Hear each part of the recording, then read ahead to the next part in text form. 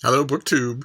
Well, earlier today, in fact, starting the day, 10 hours ago, you saw a mail haul on Thomas at SFF 180. His channel does Mailbag Monday. It was a nice big haul. And you're going to end your day with another big mail haul from two BookTube channels that regularly give you an advanced peek at new stuff. I've got a mail haul here. It comes in a tub. It was delivered to me by a newbie on the route, didn't know him at all, and he just left the tub. I saw him, but I didn't get to him in time, so he left one of these plastic tubs, and I got no gossip. My own mail guy must have the Monday off. But let's see what we have here. It looks like there are quite a few boxes, so we won't just end with one. We'll have plenty of them. Okay. All right. First one is not known to me. It's a lovely lime green finished copy that's due on the 1st of May, A Handful of Ashes by Bob McCarthy. This is the new Dr. Harry Kent thriller. Do any of you know the Harry Kent novels? He's a whistleblowing doctor. In this new book, a whistleblowing doctor commits suicide, or seems to. When it turns out to be murder, Harry digs deeper to uncover the truth, and in this perfect mix of detective novel and medical drama. Susan Bayliss became notorious when she blew the whistle on her boss, a famous heart surgeon at a renowned children's hospital in London. She accused him of negligence, operations were halted, and an inquiry launched. But in the end, she was the one who was suspended as a troublemaker.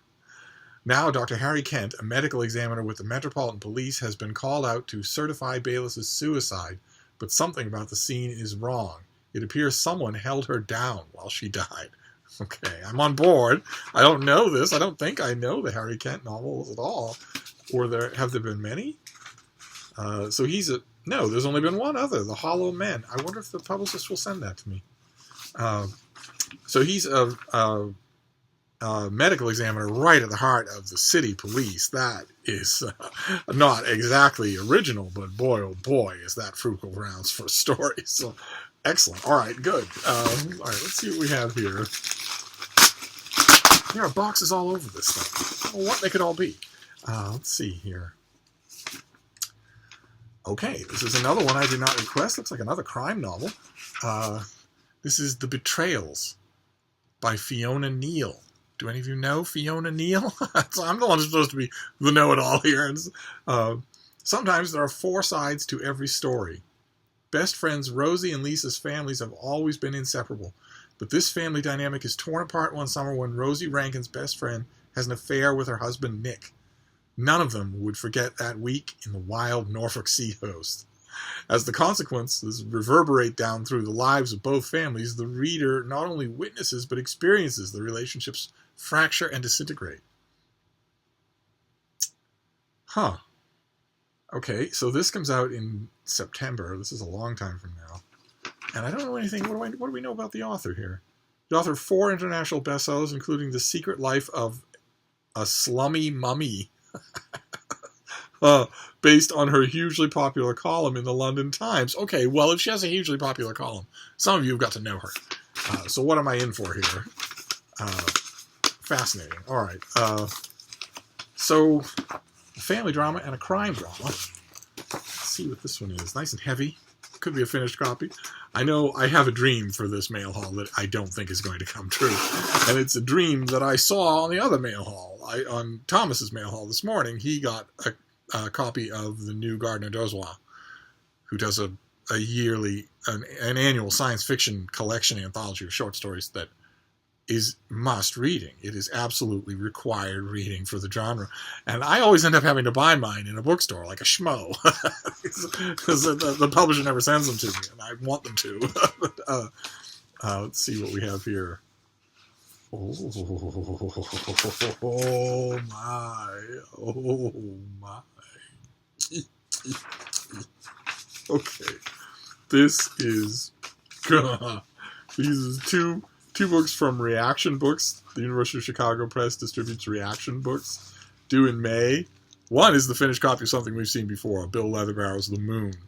A big, just a new history study update on all that we know about the moon, which has always fascinated me, and is the subject of a story of mine, a fiction story that I have been reworking forever. I almost never rework anything. And this story I have been reworking forever. Just forever. I don't have any idea why it won't let me go. I've had so many writer friends of mine tell me, the way to do this so that you're done with it is to make it NaNoWriMo. And I've come close, but I've never actually done it. It's the story of a heroin addict in Prague who overdoses one snowy night in the doorway of a shuttered church during a snowstorm, and hallucinates that he has a conversation with the moon.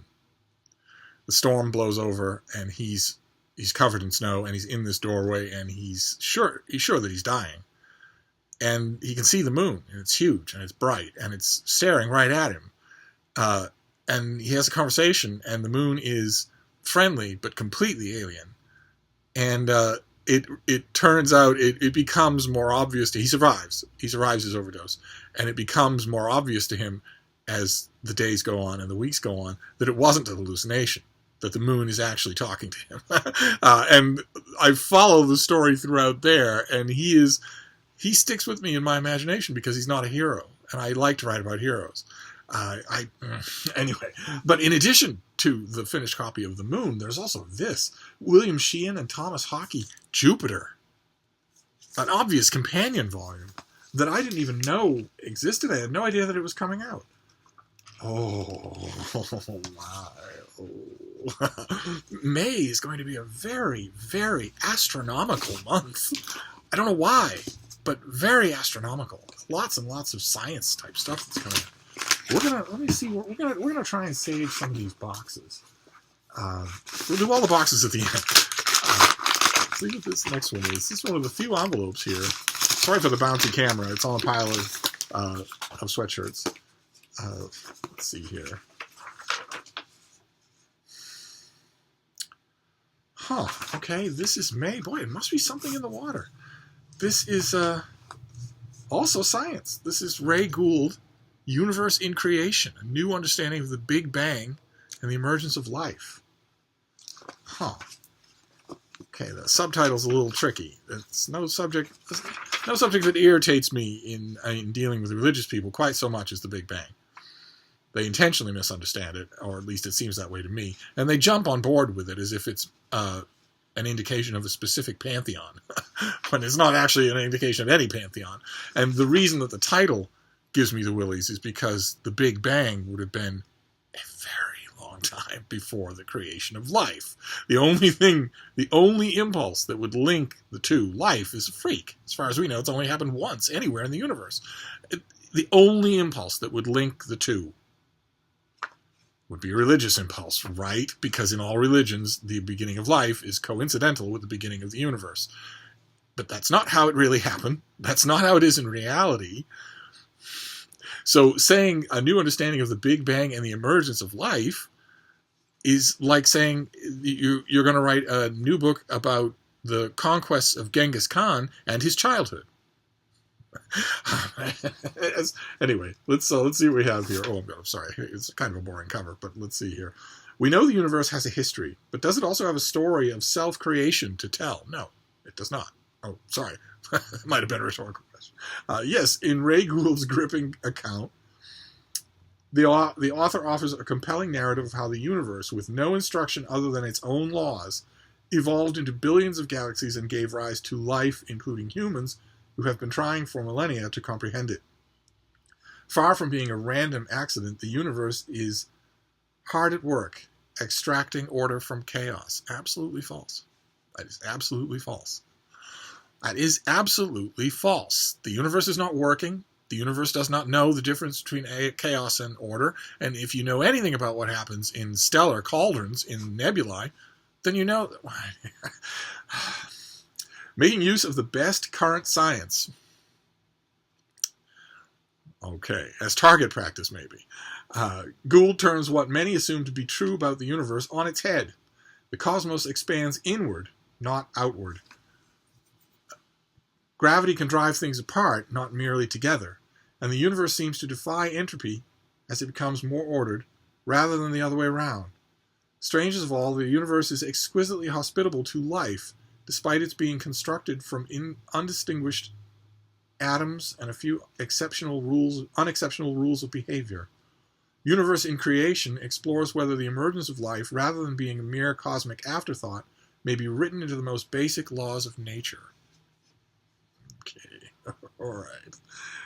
The universe is exquisitely hospitable to life. Okay, all right. I wonder why, if that's the case, the next time you take a transatlantic flight, the doors and windows will be closed. Why do you suppose that is? The universe is exquisitely designed for life. Why do you suppose the doors and windows on your transatlantic airline are closed during flight? Wouldn't it be refreshing to have all that fresh air? No? And wouldn't the NASA astronauts have found it so much more enjoyable to have their little lunar golf game without those bulky suits? Why didn't they take them off? But I don't understand, because the universe is exquisitely hospitable to life.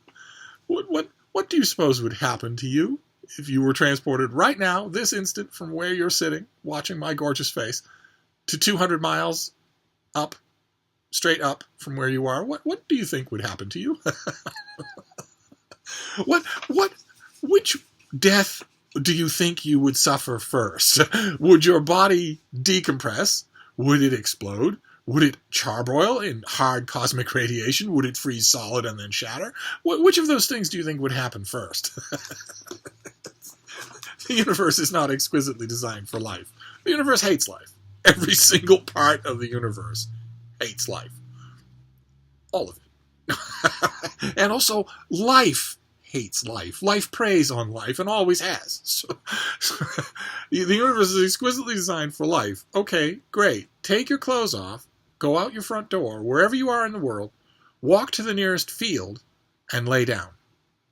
And stay that way for 5 hours. You can bring a book if you want, but you can't get up, can't move, just have to lay there in the nearest field without any clothes on for 5 hours. And I'm being listened to right now by hundreds or maybe even thousands of people all over the world in every continent and climate, and there isn't one of them who could do that without suffering harm, either from the immediate environment or from animals living in the immediate environment. Not one person could do that. So, anyway, let's move on here. I will nevertheless read the book, just in case. Well, actually, let's see. What can Roy Gould tell me? He's a principal investigator and education analyst at the Harvard-Smithsonian Center for Astrophysics. Okay, so he's a professional. So that cover copy might not have been doing him justice, because the cover copy makes him sound like a science-denying loon, but he obviously isn't, or he couldn't have his current job. So we'll see. Okay, this is also May. This is the second copy of something we've seen on this channel before. This is John Shaw's Rising Star, Setting Sun, about the dynamic between JFK and Eisenhower, which was not sunny. We don't need to dwell on that again, because I got the advanced copy and I got a finished copy, and now I've got another copy. I'm also going to resist the urge to make the link in the description down below once again to John Shaw's last book. That's not very fair to him to keep linking to a pan. This book, it's a new day. Okay, I think we saw this before. This is Comparing Notes, How We Make Sense of Music by Adam Ockelford. How does music work? Indeed, what is or isn't music? We are all instinctively musical, but why? This author has the answers. A tap of the foot, a rush of emotion, the urge to hum a tune. Without instruction or training, we all respond intuitively to music. Comparing Notes explores what music is and why all of us are musical, and how abstract patterns of sound might not appear to mean anything, but can, in fact, be meaningful. Okay, so this is much along the lines of that Alex Ross book, The Rest is Noise, something like that, but this is much along the lines of that. And this is also a May book, so in this one fell swoop, the May shelf is becoming monstrous. Let's see what else we got here. I'm trying to work my way around the boxes. There's quite a few boxes. So we could have some Big Steve books, which would be nice. It would be your reward for enduring the shaky cam. Oh, okay, all right. This is the finished copy. This is probably due in April. Yes. Yes. No. Yes. April. Yes. Yes. This is Michael Fried's what was literary impressionism. Kind of a pretty finished copy. I like that. And he is the J.R. Herbert Boone Emeritus Professor of Humanities and the History of Art and Academy Professor at Johns Hopkins University.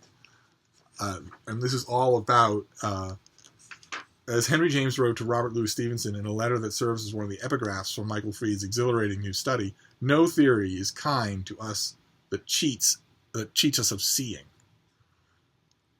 With this, he presents an argument for literary impressionism, the late 19th and early 20th century movement featuring narratives that, according to Fried, work to vividly paint pictures in readers' minds. In literary impressionism, if it's anything, he argues, it is the product to turn prose into vision. And he deals with a whole bunch of authors, some of whom I like. Joseph Conrad, of course, will come quickly to mind with that description. That's what Conrad tends to do.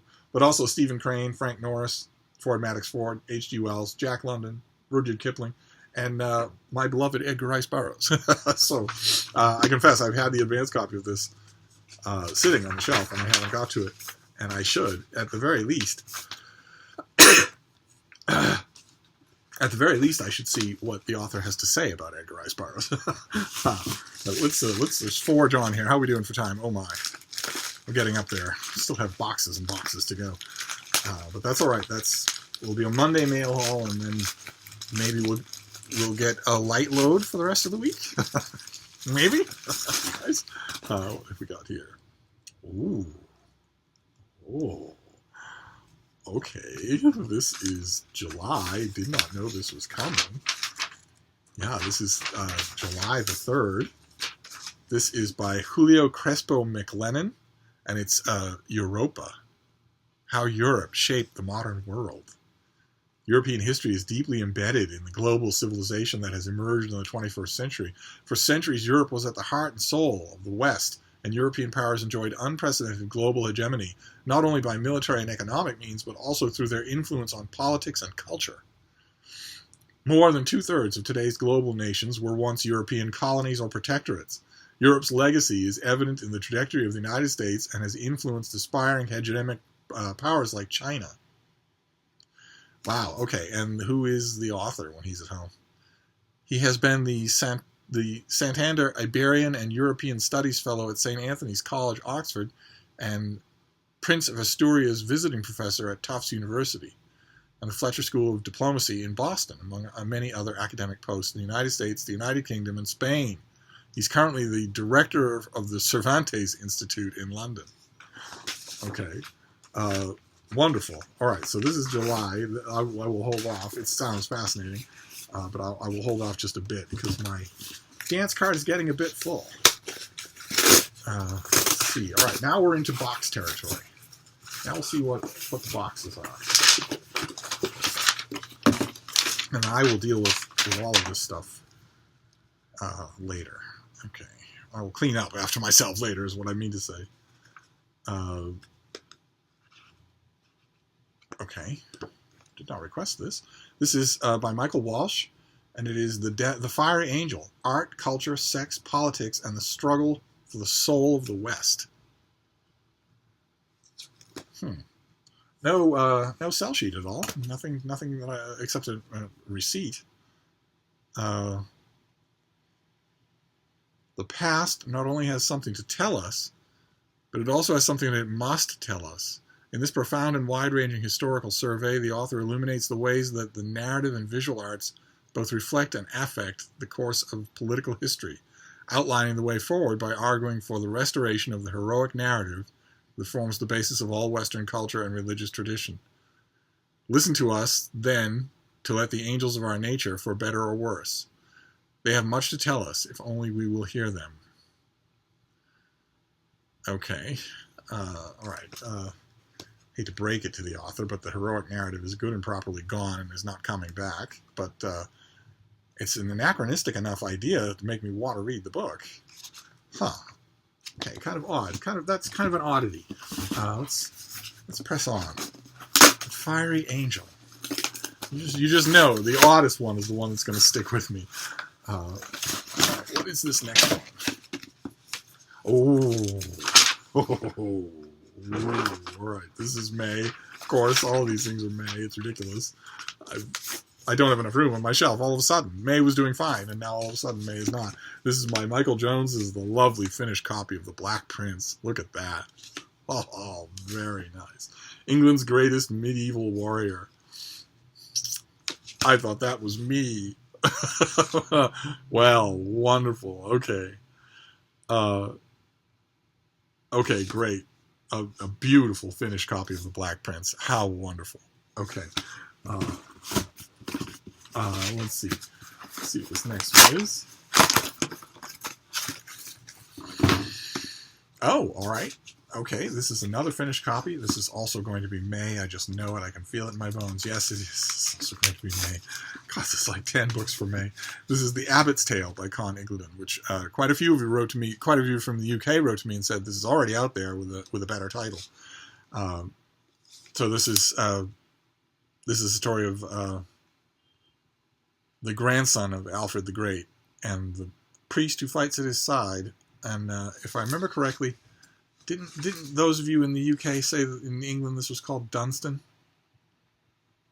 I don't remember one way or another. I think it was. I think it just had a one-word name. But this is the somber finished copy, the American copy. Historical fiction from Con Ingledon, who does it really well. And then last thing, believe it or not, we're at the last one. This huge box here. What have we got here?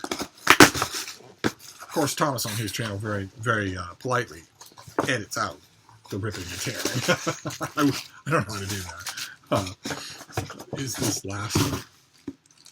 Oh, great. Okay. Great. Fantastic. I think this is a March release. No, this is right around the corner. This is April.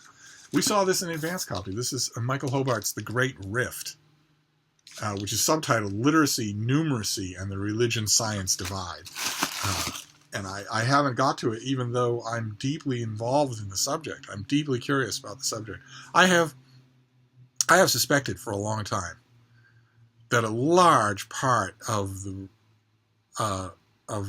basic motivation for science denialism, especially among radical religious people of any denomination, but mainly Christianity and Islam, I have long suspected that at the heart of that of the science denial of those people is simply numeracy, which isn't very romantic. It certainly isn't zealot.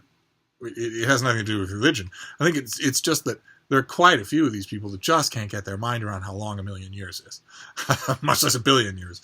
And I'd be willing to bet this book will touch on that quite a bit. I'm curious because when I see these people and when I read their books and when I hear them talk, that comes jumping out at me right away. That it's really for some people it's really hard to imagine anything much longer than a century, and so with some people there's a tendency to deny great age because they can't imagine it. But let's see here. Let me hold this thing up here. In their search for truth, contemporary religious believers and modern scientific investigators hold many values in common. No, they don't. No, they don't. But in their approaches, they express two fundamentally different conceptions of how to understand and represent the world. Yes, they do. Fundamentally different and diametrically opposed. One cannot tolerate the other. The author looks at the origin of this difference in the work of Renaissance thinkers who invented a revolutionary mathematical system, relational numeracy.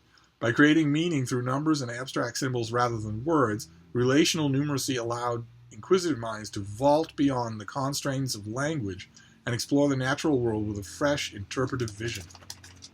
And this is the first book to examine the religion-science divide through the history of information technology. Oh yeah, I should have got to this a long time ago. Okay, and it's out any day, so I think, I don't usually do this in mail hauls, but I think this should probably be in tonight's reading. I have waited too long for this, and it sounds just fascinating, meaty and fascinating. But believe it or not, that's the end of this mail haul. So we have The Great Rift about religion and numeracy.